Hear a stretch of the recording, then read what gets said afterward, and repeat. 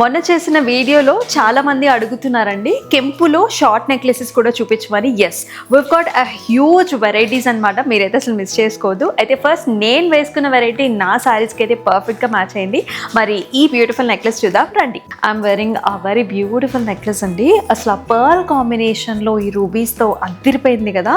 And దీంతో పాటు వచ్చిన ఇయర్ రింగ్స్ కూడా అంతే ప్రెట్టీగా ఉన్నాయి. చక్కగా అంతా కూడా కిందంతా కూడా పర్ల్స్ వచ్చేసి వీటిల్లోనే చాలా కాంబినేషన్స్ ఉన్నాయి.